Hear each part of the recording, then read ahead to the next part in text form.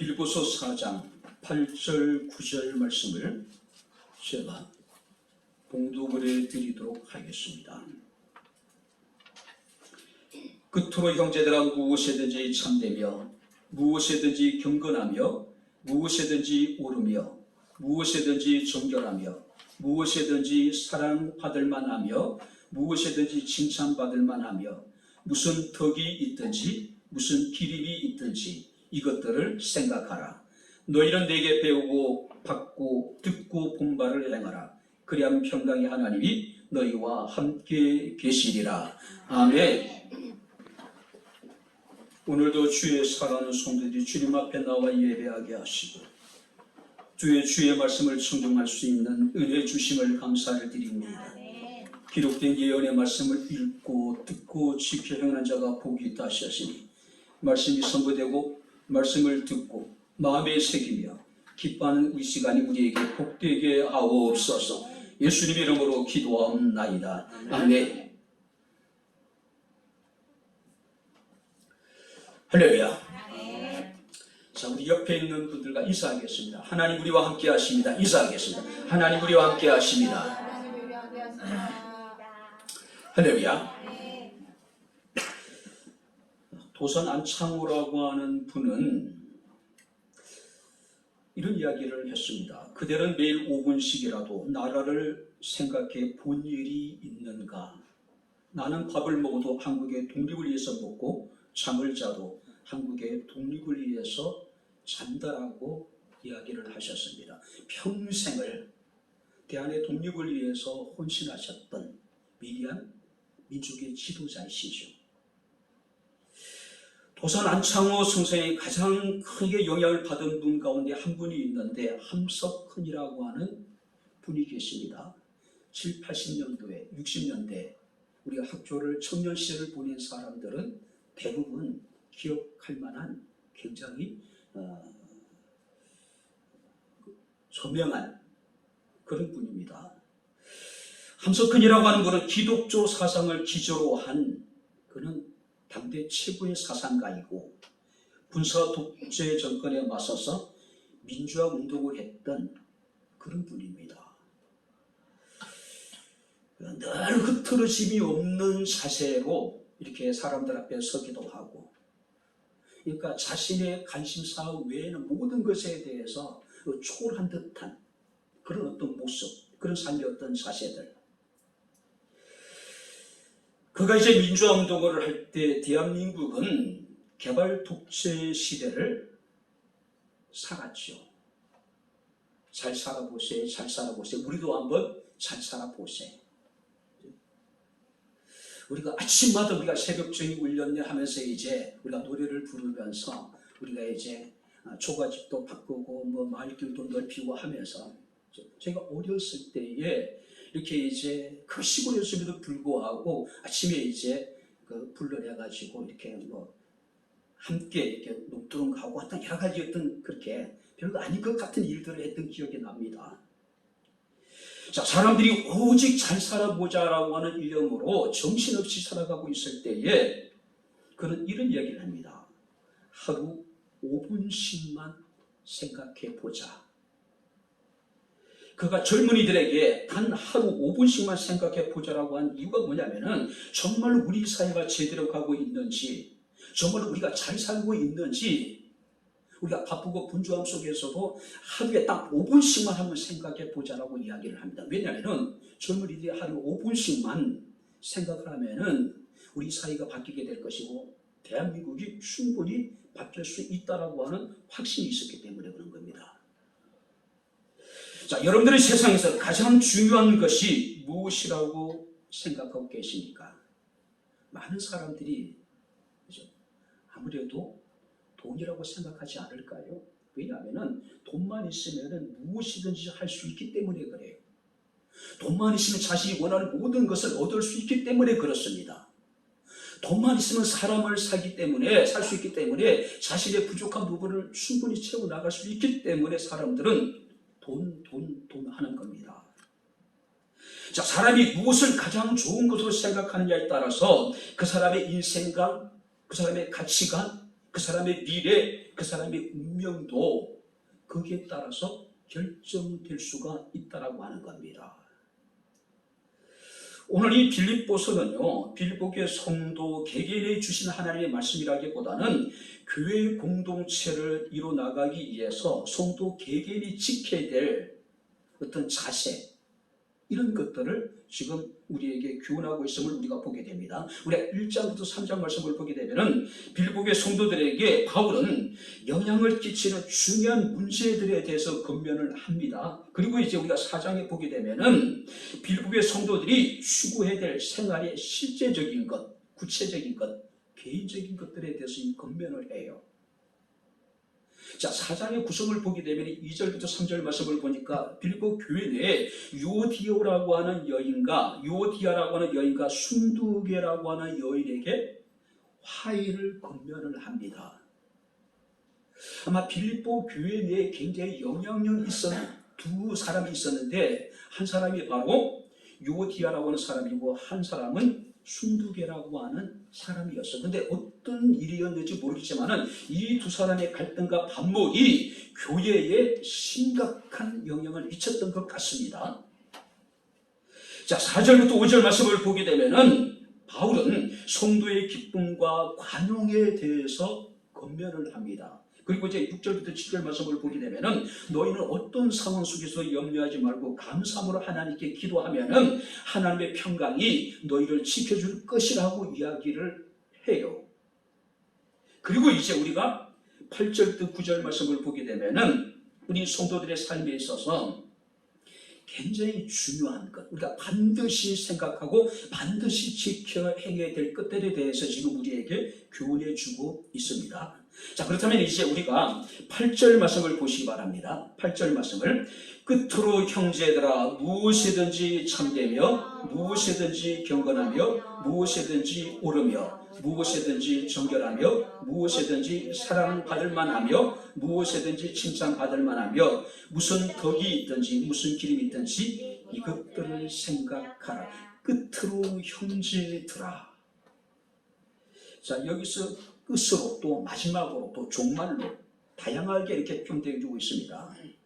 이 표현은요, 이 바울이 빌립보 교회 성도들에게 쓴 이 편지를 마무리하기 위한 표현이 아니라 지금까지 그가 전개해 오던 주제에서 더 강조하고자 하는 또 새로운 주제로 넘어가기 위해서 사용하는 보통 이제 일반적인 표현의 방법이에요. 표현의 방법이. 그러니까 지금까지 바울이 교훈한 것도 중요하지만은 앞으로 이제 전개될 내용이 빌립보 교회 성도들에게 더 중요하기 때문에 바울은 끝으로 마지막으로 종말로 이런 표현을 써서 그들에게 주의를 환기시키고 있는 겁니다. 특별히 여러분들이 이제 바울이 새로운 주제로 이제 넘어가려고 하는데 그 새로운 주제가 뭐냐면은 평강의 하나님이 우리 가운데 함께 하시는 삶에 대해서 지금 교훈하기를 원했던 거예요. 자, 그렇다면은 평강의 하나님 우리의 삶 가운데 함께하기 위해서 두 가지를 여러분들이 이제 이야기를 합니다. 첫 번째는 뭐냐면은 이것을 생각하라는 거예요. 여기서 말하는 이것이라는 것은 너희는 좋은 것을 생각하고 선한 것을 생각하고 아름다운 것을 생각하라는 거예요. 두 번째는 뭐냐면은 너희는 이것을 행하라는 거예요. 너희가 생각하는 좋은 것, 아름다운 것, 선한 것들을 너희가 생각만 하지 말고 그들이 구체적으로 삶 가운데 그 선한 것들, 아름다운 것들, 좋은 것들을 실천하라는 이야기예요. 자, 그렇다면은 오늘 이런 본 말씀을 통해서 구체적으로 우리가 생각해야 될 좋은 것들이 어떤 것일까? 또 우리는 그것을 어떻게 우리가 실천해야 될 것인가? 그리고 좋은 것을 생각하고 그것을 행하는 자들에게 주어지는 하나님의 은혜는 무엇일까? 짧은 말씀이지만 우리가 말씀을 살피면서 우리가 함께 이 시간 은혜를 나누도록 하겠습니다. 우리 다시 한번 8절 말씀을 여러분들이 제가 읽어드리겠습니다. 끝으로 형제들아 무엇이든지 참되며 무엇이든지 경건하며 무엇이든지 옳으며 무엇이든지 정결하며 무엇이든지 사랑을 받을 만하며 무엇에든지 칭찬을 받을 만하며 무슨 덕이 있든지 무슨 기름이 있든지 따라해보시기 바랍니다. 이것들을 생각하라. 이것들이 뭐라고 말씀드렸습니까? 좋은 것들, 아름다운 것들, 선한 것들을 생각하라는 거예요. 자, 여기서 생각하라고 하는 의미 속에는 너희는 이 좋은 것들을 마음속에 품고 마음속에 오랫동안 그것들이 머물러 있게 만들으라는 이야기예요. 자, 여기서 제시하고 있는 8가지 덕목이라고 하는 것은 이미 빌보 교회 성도들이 익히 알고 있는 내용들이라는 겁니다. 근데 중요한 것은 무엇이든지 참되며 경건하며 옳으며 정결하며 사랑을 받을 만하며 칭찬을 받을 만하며, 자, 그것이 무엇이든지 간에 우리 그리스도인들은 좋은 것들을 생각하고 아름다운 것들을 생각하고 선한 것들만 생각하라는 거예요. 그죠? 자, 여기서 참되다라고 하는 것은 단순한 옳고 그름이 아닙니다. 하나님의 말씀에 비추어 봤을 때, 하나님의 뜻에 비추어 봤을 때 진실한 것. 사람들은 자신의 기준에 따라서 옳고 그름, 참과 거짓을 우리는 판단합니다. 그죠? 사람들은 대부분 어떻습니까? 나에게 호의적인 사람은 착한 사람, 나와 생각이 다른 사람들은 악한 사람, 나와 생각이 같은 것들에 대해서 선한 것이고 나와 생각이 다른 모든 것들에 대해서 우리는 악한 것이라고 생각하고 있단 말이에요. 모든 기준이 자기 자신이에요. 자, 그런데 여기서 무엇이든지 참되다라고 하는 것은 진리이신 하나님의 말씀에 비추어 봤을 때에, 하나님의 뜻에 비추어 봤을 때 그것이 옳은지 그것이 진실한지를 생각해 보란 이야기예요. 그래서 너희는 하나님의 뜻에 비춰서 하나님의 말씀에 비추어 봤을 때에 진실한 것, 옳은 것만을 생각하라는 거예요. 경건하다는 이야기는 뭐냐면은 신앙적인 측면에서 경건이라는 의미보다는 여기서 경건이라고 하는 것은 인격적으로 존경할 만한 것, 존경할 만한 것, 천박한 것이 아니라 고상하고 우아하고 선한 것만을 생각하라는 거예요. 여기서 옳은 것이라고 하는 것은 하나님의 말씀에 비추어 봤을 때 의롭고 하나님의 말씀에 비추어 봤을 때 공정한 것. 오늘날 우리 사회의 공정이라고 하는 것은 상대적이에요. 선택적인 겁니다. 자신의 이해관계에 따라서, 진영 논리에 따라서, 여야, 보수와 진보에 따라서 사람들이 추구하고 있는 공정이라는 것은 지극히 어떻습니까? 선택적이고 지극히 상대적인 거예요. 이런 사회는 건강하지 못한 거예요. 자, 우리가 생각해야 될 것은 뭡니까? 하나님의 시각에 보았을 때, 하나님의 말씀에 비추어 보았을 때 의롭고 공정한 것만을 생각하라는 이야기예요. 또 여기서 정결하다고 하는 것은 순수한 것. 우리가 어떤 일을 하는 데 있어 동기와 그 과정에 또 그 결과까지도 어떤 순수한 것, 바로 그것이 정결한 것. 이런 것, 순수한 게만 모든 것을 생각하라는 이야기예요. 자, 여기서 사랑을 받을 만하다는 이야기는 어떤 의미냐면 다른 사람들에게 호감을 살 수 있을 정도로 사람들에서 우호적으로 또 다른 사람들에서 친절을 베풀어라, 이런 것들만 생각하라는 거예요. 호감을 살 만한.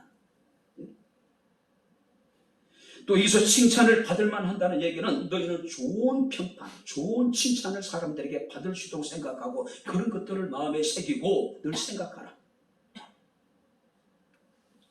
또 여기서 덕이라고 하는 것은 도덕적이나 신앙적으로 어떤 탁월한 것. 자, 여기서 말하는 덕이라고 하는 것은 은혜로운 행동이라든지 옳고듬, 올바름, 이런 것들만 생각하라는 거죠. 자, 여기서 기름이라고 하는 것은 도덕적으로, 윤리적으로 칭찬을 받는 행위들. 자, 그렇다면은 참되고 경건하고 옳고 정결하고 사랑을 받을 만하고 칭찬을 받을 만하고 덕이 있고 기름이 있다는 얘기는 다 어떤 것들이에요? 굉장히 좋은 것들이잖아요. 굉장히 적극적인 것들이고 굉장히 긍정적인 것들이랍니다. 긍정적인 것들이에요. 근데 이것들만을 너희들은 생각하라는 이야기예요. 이것들을 생각하고 너희의 마음속에 이것들로 채워나가라는 이야기예요. 가득 채워져 있어라는 이야기예요. 근데 지금 우리의 마음속에 여러분들이 무엇으로 지금 채워져 있습니까? 이것들과는 전혀 반대되는 것들로 우리 마음속에 여러분들이 채워지지 않을까요? 특별히 말씀을 보게 되면은 무엇이든지라고 여러분들이 6번이나 반복하고 있습니다. 자신의 기분이나 자신의 환경이나 따라서 이것을 해도 되고 안 해도 되고 그런 것이 아니라는 이야기예요. 반드시 너희는 이것들만을 생각하라는 이야기예요. 좋은 것들만 생각하고 아름다운 것들만 생각하고 선한 것들만을 생각하라는 거예요. 그런 것들로 우리 마음속을 채워나가라는 이야기예요. 무엇이든지라는 의미 속에는 너희가 어디서 누구를 만나든지 무엇을 하든지 너의 처해 있는 상황이 어떠하든 간에 관계없이 너희는 좋은 것만 생각하라. 아름다운 것만을 생각하라. 선한 것들만을 생각하라는 거예요. 여러분들이 기독교 윤리라고 하는 것은 상대적인 것이 아니죠. 절대적인 거예요. 현대사회의 특징이 뭡니까? 포스트 모던 시대라고 이야기를 합니다. 모든 권위를 부정합니다. 절대적인 것이 존재하지 않다고 생각하는 거예요. 모든 것을 상대화시키는 거예요. 이런 여러분들이 상대주의가 교회 안에 들어와서 굉장히 교회를 혼란스럽게 만듭니다. 이 포스트 모던의 여러분들이 이 사상이 오늘날 교회 안에 들어와 있어요. 그래서 교회 안에서도 대화를 나누다 보면은 세상에 절대적인 건 없어. 근데 그 절대적인 것 속에 하나님의 절대적인 능력, 권위 이런 것 자체도 은연중에 부정하는 거예요. 아무리 여러분들이 시대가 달라지고 사람들이 달라진다 하더라도 하나님이 우리에게 주신 기독교 여러분 윤리는 절대적인 거예요. 시대가 변해도 상대방이 나에 대해서 어떤 반응을 보느냐 관계없이 우리는 선한 것들을 생각하고 좋은 것들을 생각하고 아름다운 것들만을 생각하라는 이야기예요. 그럼 어떻게 여러분들이 우리가 이런 것들을 할 수 있을까요? 어떻게 우리가 어디서 누구를 만나고 무엇을 하든지 내 처해 있는 상황이 어떠하든 간에 우리가 좋은 것을 말하고 좋은 것을 생각하고 좋은 것만을 우리 마음속에 채워 나가야 될까요? 상대는 그렇지 않은데. 결국 기독교 윤리의 동기는 뭡니까? 우리에게 나타나신 하나님의 사랑, 십자가의 사랑이에요. 이미 예수께서 그 사랑을 우리에게 나타내셨기 때문에 우리도 그 사랑을 받은 자로서 그 사랑을 실천해야 될 책임이 있고 의무가 있는 거죠. 자, 그렇다면 이 사도 바울은 왜 빌보교의 성도들에게 한마디로 너희는 세상적으로 좋은 평판을 받으며 살아가라고 이야기했을까요? 한마디로 여러분들이 8가지 어떤 덕목을 이야기했는데 8가지 덕목이라고 하는 것은 결국 사람들에게 인정을 받고 사람들에게 칭찬받는 삶을 살아라는 이야기예요. 인정받는 삶을 살아가라는 이야기예요. 왜 그랬을까요? 우리 그리스도인들은요, 비록 세상 속에 살아가지만은 우리 세상에 동화되어질 사람들은 아니죠. 동화돼서는 안 되는 사람들이잖아요. 마치 배가 여러분들이 물 위에 떠 있지만은 어떻습니까? 물에 잠기지는 않잖아요. 그건 엄청난 사고잖아요. 그죠? 오늘 바울은 빌보교의 성도들에게 너희가 교회 안에서만 신자로 살지 말고 너희들의 삶의 현장, 일터, 학교에서 또 세상에 너희가 만나는 많은 사람들 속에 그들과는 다른 도덕성을 가지고 살아가라는 이야기, 다른 윤리를 가지고 너희들은 살아가라는 이야기. 그 윤리가 뭡니까? 기독교 윤리예요. 기독교 윤리. 그죠? 그러니까 일반적으로 여러분들이 윤리에 여러분들이 그 범위를 뛰어넘는 기독교적인 윤리를 가지고 너희가 살아가라는 이야기예요. 주님께서 말씀하시기를 마태복음 5장 16절에 이같이 너희 빛이 사람 앞에 비치게 하여 그들로 너희의 착한 행실을 보고 하늘에 계신 너희 아버지께 영광을 돌리게 하라. 자, 우리는 내가 교회 다닌다는 것에 대해서 사람들에게 자신 있게 이야기를 하시겠죠. 나는 그리스도인입니다. 그런데 문제는 내가 그리스도인이라고 사람들에게 이야기를 하면서도 그들과 삶에 있어서 내가 주일날 교회 나가는 것 외에 아무런 차이를 우리가 나타내지 못한다면 그것은 그리스도인에서 굉장히 초라한 거예요. 단지 우리 그리스도인은 주일날 단 1시간 세상과 경계에서 살아가는 그런 사람들이 아니란 이야기예요. 그죠? 그래서 바울은요, 그들에게 기독교 윤리를 지금 제시하고 있는 거예요. 너희는 세상을 살아가는 그들과는 다른 윤리를 가지고 다른 삶의 자세를 가지고 살아가란 이야기예요. 혹자는 이것을 선교적인 삶이라고 이야기를 합니다. 너희 믿음을 보이라. 내가 열심히 교회 안에서 찬송하고 기도하고 우리가 하나님 앞에 예배드리는 모습을 보고 교회 밖에 있는 사람들이 감동할까요? 그런 우리의 모습을 보고 그들이 변화될 수 있을까요? 아니라는 거예요. 아무리 우리가 이 예배당 안에서 뜨겁게 찬송을 하고 하나님 앞에 정말로 불을 통하는 심정을 통하는 기도를 드린다 하더라도 우리가 하나님이 기쁘시게 받으실 만한 아름다운 예배를 드린다 하더라도 교회 밖에 있는 사람들의 눈에 비춰진 우리의 모습은 그야말로 미친 모습이에요. 그렇지 않아요? 바울은 그래서 빌립보교회 성도들에게 기독교 윤리를 통해서 그들과는 차원이 다른 삶을 통해서 너희는 하나님의 영광을 나타내라는 이야기예요. 바울은 이것들을 생각하라 라고 이야기를 합니다. 깊이 숙고하고 그 좋은 것들이 너의 마음속에 계속해서 머물도록 노력하라는 이야기예요.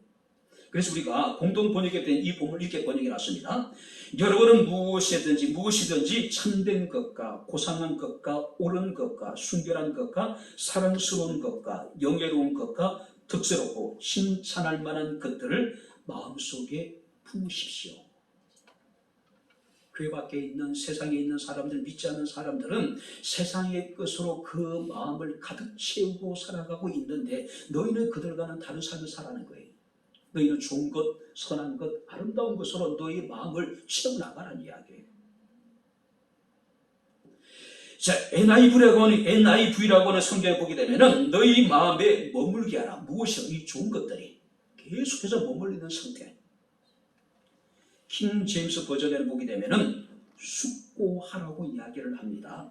단순히 생각하라는 것이 아니라 잘 생각하고 너희가 결정을 해라. 잘 생각하고 어느 것이 선한 것인지 어느 것이 좋은 것인지 어느 것이 아름다운 것인지 잘 생각하고 너희는 결정을 하라는 이야기예요. 오늘 생각하라고 이야기를 합니다. 오늘 시간도 여러분들이 많은 생각을 하고 계신 분들이 계실 거예요. 몸은 예배당에 앉아있지만은 시선은 어쩌면 저를 향하고 있지만은 여러분들의 머릿속에는 끊임없이 다른 생각들로 계속해서 여러분들이 채워져 나가 있을 수 있을 거예요. 네? 좋은 것을 생각하고 아름다운 것을 생각하고 선한 것을 생각할 수 있는 저와 여러분들의 삶이 될 수 있기를 주님 이름으로 축원합니다. 이것이 세상 사람들과 다른 성도들의 모습이에요. 이것이 기독교 윤리라는 거죠. 두 번째는 여러분들이 우리가 무엇을 행해야 될까요? 9절 말씀을 다시 한번 같이 읽겠습니다. 너희는 내게 배우고 받고 듣고 본 바를 행하라. 그리하면 평강의 하나님이 너희와 함께 계시리라. 바울에게서 배운 것, 바울에게 받은 것, 바울에게 들은 것, 바울을 통해서 보게 된 그것을 행하라. 자, 여기서 배운다는 이야기는 뭐냐면은 내가 이성을 통해서 무엇인가를 알아간다는 것이고, 이 받는다는 것은 우리가 가슴으로 그것을 받아들이는 것. 듣는다는 이야기는 나의 의지를 통해서 그것에 귀를 기울이는 것. 그래서 보았다라고 하는 것은 경험하고 체험한 것들. 이것들을 너희가 행하라. 구체적으로 8절에 기록되어져 있는 것, 좋은 것들, 선한 것들, 아름다운 것들을 너희가 행하라. 우리가 8절 말씀을 보게 되면 너희는 생각하고 고려하는 인식적인 면을 강조했다면 9절에서는 바울이요 실제적인 우리의 행함을 지금 강조하고 있는 거예요. 한번 따라해 보시기 바랍니다. 생각하라. 그리고 행하라. 할렐루야. 많은 사람들은 생각에 못 올리는 사람들이 있어요. 그 생각의 틀을 깨지 못하는 겁니다. 생각은 있는데 예배를 못 참석하고, 생각은 있는데 봉사하지 못하고, 생각은 있는데 마땅히 하나님 시키지 드려야 돼 그걸 드리지 못하고, 생각은 있는데 생활 속에 감사하지 못하고, 생각은 있는데 늘 생각에 그 틀을 깨지 못하는 거예요. 그 단계에 머물러 있는 겁니다.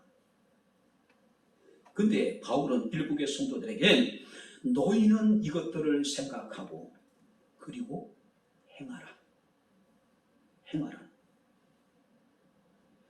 특별히 여러분들과 6절 말씀을 보게 되면은 아무것도 염려하지 말고 다만 모든 일에 기도와 간구로 너희 구할 것을 감사함으로 하나님께 아뢰라.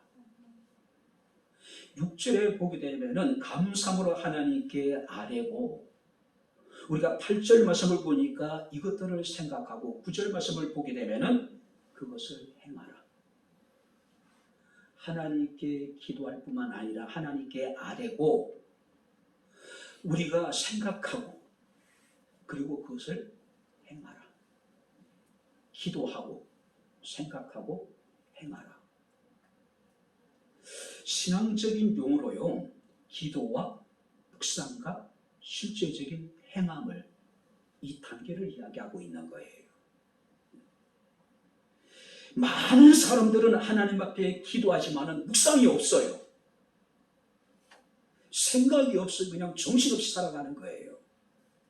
많은 사람들은 기도하고 묵상하지만은 실제적으로 하나님 앞에 기도하고 우리가 묵상한 것에 대해서 행함이 없는 사람들이 얼마나 많은지 몰라요. 무엇이 참되고, 무엇이 경건하고, 무엇이 옳고, 무엇이 순결하고, 무엇이 사랑스럽고, 무엇이 명예로운 것인지를 생각하고 하나님 앞에 기도하고, 그리고 너희가 기도한 그것을 실제적으로 우리의 삶 가운데 행하라.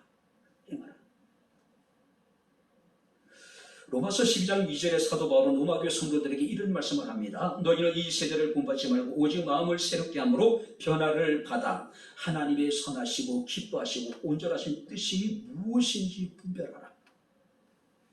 하나님이 선하시게 여기는 것, 하나님이 기뻐하시는 것, 하나님 앞에 온전한 뜻이 무엇인지를 분별하라. 그리고 너희는 그것을 행하라. 우리는 하나님의 뜻을 끊임없이 찾고 구합니다. 문제는 뭘까요? 이미 하나님의 뜻은 우리 가운데 충분히 드러나 있어요. 하나님이 이미 말씀을 통해 우리에게 나타내셨어요. 그런데 우리는 그것을 행하지 않으면서 끊임없이 또 다른 하나님의 뜻을 찾고 하나님의 뜻을 구하고 있는 거예요. 우리는요, 성경의 충분성을 믿습니다. 성경이 충분성이라는 것은 성경이 충분하다. 성경에 기록된 모든 것은 우리의 삶의 모든 것들에 충분하다. 성경은 충분하다. 성경 속에 모든 것 답이 있다는 이야기예요. 그런데 우리는 이미 충분히 하나님이 당신의 뜻을 우리에게 나타냈는데 문제는 뭘까요? 우리 행하지 않으면서 또 다른 뜻을 찾고 또 다른 뜻을 구하고 있는 거예요. 그럼 하나님 우리에게 뭐라고 말씀하실까요? 야, 이미 내가 너에게 말했다고 이야기하지 않으실까요? 토마스 아켄피스라고 하는 분의 그리스도를 본받아, 이 그리스도를 본받아는 신학생들에게 필독서 중에 필독서예요. 신학교 1학년이나 2학년, 3학년, 4학년 또 신대원에 가서도 아마 이 토마스 아퀴나스의 그리스도를 본받아 책을 손에 들고 다니지 않은 사람 아무도 없을 거예요. 그 정도로 필독서예요. 성경 다음이라 그럴 정도로. 토마스 아퀴나스가 그런 이야기합니다. 예수 그리스도를 사랑하는 사람은 많지만 그리스도의 십자가를 지는 사람은 거의 없고 극히 적은 자만이 그의 쓴 잔을 마신다. 그리스도를 믿어서 우리가 구원을 받았습니다. 그리스도를 사랑해서 그분의 은혜를 누려요. 문제는 뭘까요? 자, 그런데도 불구하고 그리스도의 십자가를 지고 주님을 따르는 사람은 극히 드물다는 이야기예요. 극히 드물다. 하나님께 기도하는 사람은 많습니다. 그러나 하나님의 말씀을 그대로 행하는 사람은 드물어요. 하나님께 기도하고 하나님 말씀을 묵상하는 사람은 많지만은 그 기도와 묵상을 구체적으로 행함으로까지 발전시키는 사람들은 지극히 적다는 이야기예요. 어떤 사람이 무디에게 와서 이런 질문을 합니다. 선생님, 성경을 읽다가 깨달아지지 않고 의심이 생기면은 어떻게 하면 좋겠습니까? 성경을 읽는데 깨달아지지 않아요. 의심만 생겨요. 그럼 어떻게 해야 됩니까? 라고 물었습니다. 그때 무디가 뭐라는 줄 아세요? 당장 뛰쳐나가서 전도하고 지나가는 사람의 손수레라도 밀어주고 무슨 일이든지 찾아서 봉사하고 그리고 다시 돌아와 성경을 읽으십시오. 그러면 깨달아질 것입니다. 아니, 뭔가 좀 이상하지 않아요? 성경이 이해되지 않아서 하나님의 말씀에 의심이 생겨서 어떻게 하면 됩니까? 라고 물었더니 우리 일반적으로 기도하십시오. 그렇게 대답하잖아요. 아니면 목회자와 한번 상의를 해보십시오라고 이야기를 할 수 있잖아요. 근데 무디의 대답은요, 당장 밖에 뛰쳐나가서 전도하고 봉사하고 다시 돌아와서 성경을 읽어보십시오. 근데요, 이 무디 이야기가 맞아요. 왜 그렇습니까? 신앙적으로 정체되어져 있는 사람들의 특징이 뭡니까? 그들이 교회 안에서 봉사하지 않는 거예요. 여러분들, 교회 안에서 자신에게 주어진 사명, 직분, 일들을 하나하나 내려놓다 보면 나중에 어떻게 될까요? 그 남는 시간 더 기도하고 남는 시간 더 성경을 보고 남는 시간 좀 더 경건을 추구하는 삶을 살아갈 수 있을까요? 아니에요. 하나하나 내려놓다 보면 어떻습니까? 신앙적인 여러분들이 이제 회의에 사로잡히기 시작합니다. 점점 하나님에게서 멀어질 수밖에 없는 거예요. 우리는 배우기는 하지만은 많은 사람들은 아는 것으로 그쳐버립니다. 이성으로 이해는 해요. 그냥 거기까지입니다. 우리는 많은 하나님의 은혜와 사랑을 받음에도 불구하고 많은 사람들은 그 받는 것으로 그쳐버려요. 우리는 사랑을 해야 될 당위성에 대해서는 충분히 이해를 합니다. 문제는 뭘까요? 마음뿐이에요. 우리는 여러분들이 열심히 듣습니다. 공감도 해요. 문제는 뭘까요? 순종하지 않는 겁니다. 우리는 체험도 합니다. 그리고 많은 사람들이 그 체험을 자랑도 해요. 그런데 문제는 뭘까요? 그 신앙적인 체험을 다른 사람들에게 돕는 일에 사용하지 않는 거예요. 그냥 자기 만족에 사로잡혀 버리는 거예요. 야고보는 오늘 우리에게 이야기합니다. 영혼이 없는 몸이 죽음같이 행함이 없는 믿음은 죽은 것이라고 이야기를 합니다. 뿐만 아니라 야고보서 1장 25절 말씀을 보게 되면 자유롭게 하는 온전한 율법을 들여다보고 있는 자는 듣고 잊어버린 자가 아니요 실천하는 자니 이 사람은 그 행하는 일에 복을 받으리라. 한번 따라해 보시죠. 이 사람은 그 행하는 일에 복을 받으리라. 이 사람이 누굽니까? 말씀을 듣고 잃어버린 사람들이 아니라 말씀을 실천하는 사람들이라는 거죠. 요한계시록 1장 3절 말씀을 보게 되면 이 예언의 말씀을 읽는 자와 듣는 자와 그것을 지켜 행하는 자가 복이 있다라고 이야기를 합니다. 그리고 요한복음 13장 7절에 주님께서 말씀하십니다. 너희가 이것을 알고 행하면 복이 있으리라. 할렐루야. 알고 행하지 않는 것은 죄지만은 우리가 하나님의 말씀을 알고 하나님의 뜻을 깨닫고 우리가 그것을 행하는 사람들에게는 복이 있을 것이라고 이야기하고 있는 거예요. 여러분들은 무엇을 선택하시겠습니까? 내가 아는 것으로 만족하는 겁니다. 아는 것으로 자유하는 거예요. 알고 행하지 않는 것은 죄예요. 그러나 우리가 알고 행하면 우리에게 복이 된다는 이야기예요.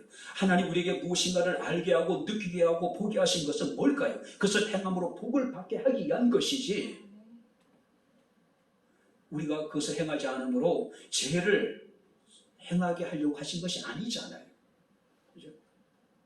한번 따라해 보시기 바랍니다. 배운 대로, 받은 대로, 들은 대로, 본 대로 행하라. 이것이 오늘 바울이 빌립보교회 성도들에게 한 이야기예요. 배운 대로 하지 않습니다. 받은 대로 하지 않아요. 들은 대로 하지 않습니다. 본 대로 하지 않아요. 그건 죄라는 거예요. 그죠? 이렇게 우리가 이것들을 생각하고 이것을 행하게 될 때에 하나님께서 우리에게 어떤 은혜를 주실까요? 우리가 여러분들이 9절 말씀 우리 다시 한번 같이 읽겠습니다. 너희는 내게 배우고 받고 듣고 본 바를 행하라. 그리하면 평강의 하나님이 너희와 함께 계시리라. 자, 그리하면 평강의 하나님이 너희와 함께 계시리라. 자, 이렇게 보세요. 그리하면. 자, 하나님의 선택과 구원은 무조건적입니다. 저항할 수 없는 거예요. 그러나 하나님의 선택을 받고 구원을 받는 사람들이 이 땅에 살아가는 동안에 누리게 되는 복이라고 하는 것은 항상 조건이 존재가 돼요. 요한계시록 2장 10절 말씀을 보니까 주님께서 서만한 교회 성도들에게 내가 죽도록 충성하라. 그리하면 생명의 멸관을 얻으리라. 생명의 멸관을 얻는 사람들은 어떤 사람들일까요? 죽도록 충성하는 사람들. 그리하면 그들에게 생명의 멸관 하나님이 주시겠다고 말씀하고 있는 거예요. 뿐만 아니라 여러분들이 산상수훈에 보게 되면 예수께서 복이 있는 사람들을 이야기합니다. 심령이 가난한 자는 복이 있나니 온유한 자는 복이 있나니. 심령이 가난해지 복을 받고 온유한 자가 복을 받을 수 있다는 이야기, 조건적이라는 거죠. 디모데후서 4장 여러분들이 7절부터 8절 말씀을 보니까 나가 선한 싸움 다 싸우고 나의 달려갈 길을 다 마치고 믿음을 지켰으니 이제부로는 나를 위해서 의의 멸관이. 선한 싸움을 다 싸우고 달려갈 길을 다 마치고 끝까지 믿음을 지켰으니 이런 자들에게 의의 멸관이 예비되었다라고 이야기하고 있는 겁니다. 자, 그렇다면은 우리가 좋은 것들을 생각하고 아름다운 것들을 생각하고 선한 것들을 생각하고 생각한 그것을 행하는 사람들에게 하나님이 어떤 복을 주겠다고 말씀하십니까? 그리하면 평강의 하나님이 너희와 함께 계시리라. 자, 이미 여러분들이 6절부터 7절 말씀을 보게 되면은 너희가 염려하지 말고 기도와 간구로 하나님께 아뢰라.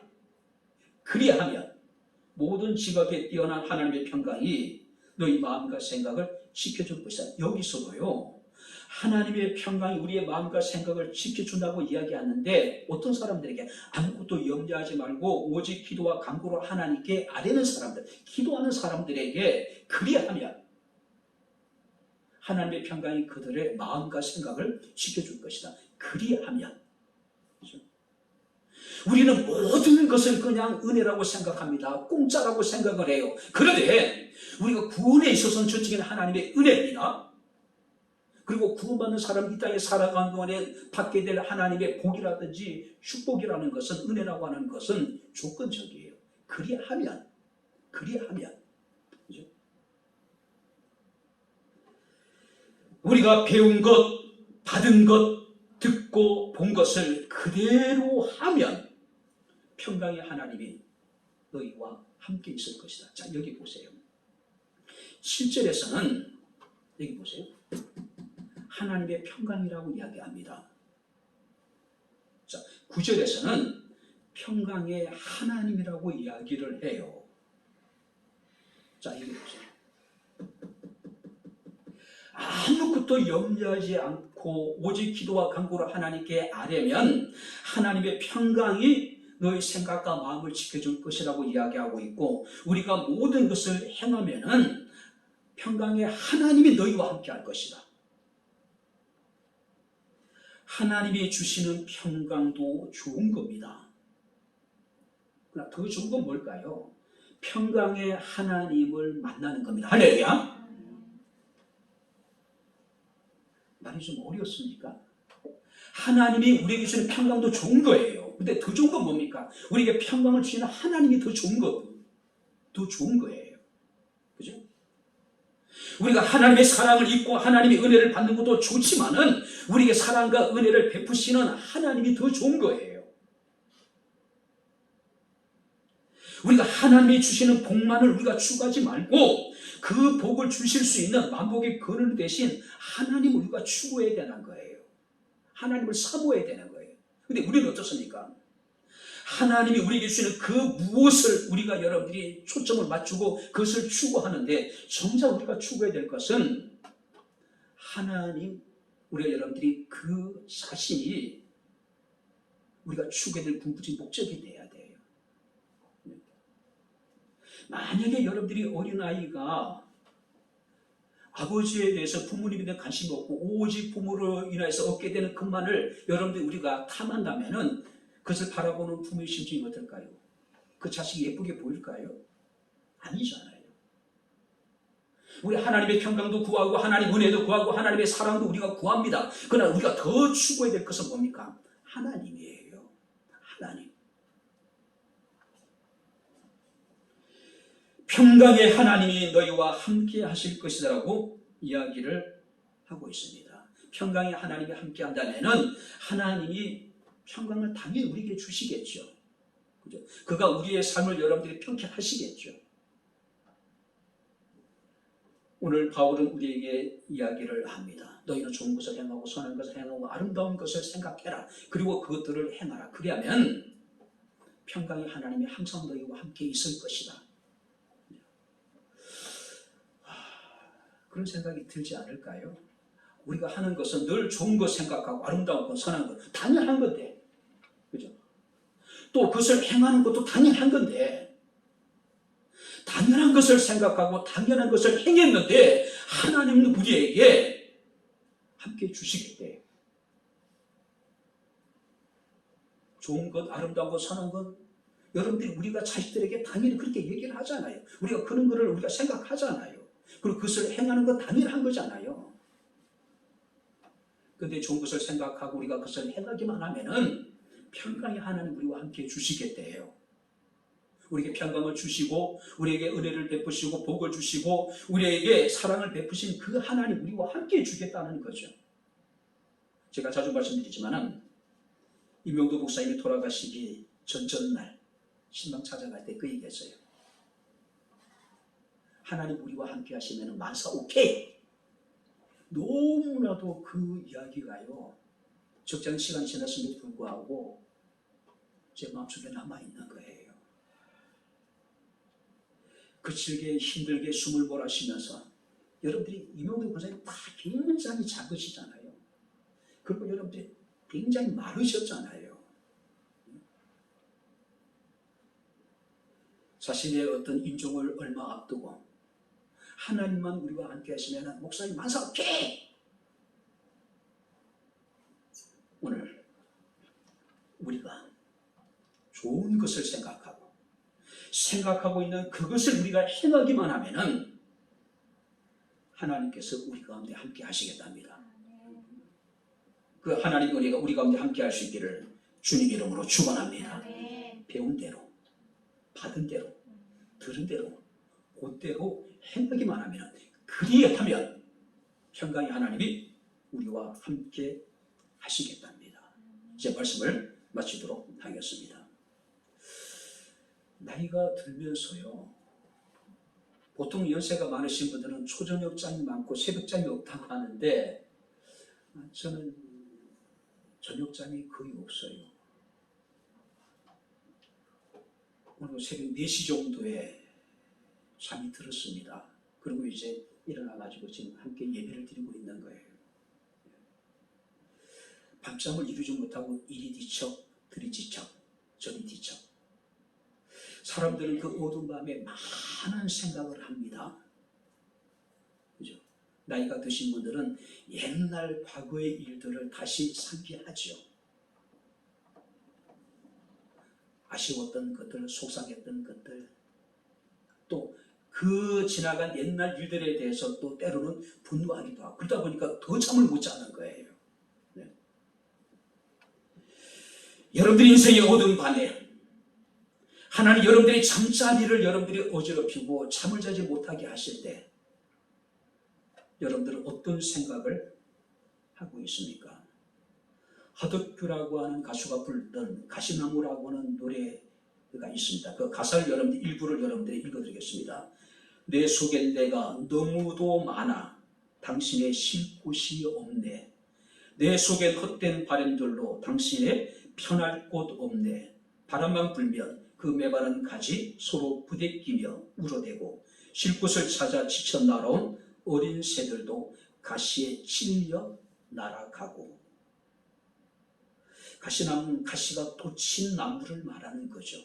혹시 여러분들 우리 마음속에 이런 가시나무가 자리 잡고 있는 건 아닐까요? 내가 사랑하는 그분이 내 속에 들어와서 쉬기를 원하시는데 마땅히 쉴 만한 곳이 되지 못해. 내 속에 가시가 있기 때문에 다른 사람들을 이해해 주지 못하고 다른 사람들에게 오히려 깊은 상처를 줄 때가 얼마나 많은지 모릅니다. 우리 안에 있는 이 가시를 뽑아내지 못한다면 결코 우리는 누구와도 어울려 살아갈 수 없을 거예요. 하나님도 내 속에 들어와서 좌정할 수가 없어질 것이라는 이야기예요. 어떻게 될까요? 참된 것, 경건한 것, 옳은 것, 정결한 것, 사랑을 받을 만한 것, 칭찬을 받을 만한 것, 좋은 것들을 생각한다면 내 속에 있는 그 가시가 여러분 뽑혀지지 않을까요? 눅눅이 다 여러분들이 녹아버리지 않을까요? 이런 것들을 생각하며 살아가라고 이야기합니다. 생각하고 있는 것들을 그대로 행하라고 이야기를 합니다. 그리하면 평강의 하나님이 너희와 함께 계시리라. 할렐루야. 늘 우리가 아름다운 것을 생각하고 생각한 아름다운 것들을 행함으로 평강의 하나님이 내 속에 오셔서 사정하시고 늘 하나님과 동행하는 바로 저와 여러분들의 삶이 되어질 수 있기를 주님의 이름으로 축원합니다. 기도하겠습니다. 하나님 아버지, 하나님의 은혜와 사랑을 진심으로 감사를 드립니다.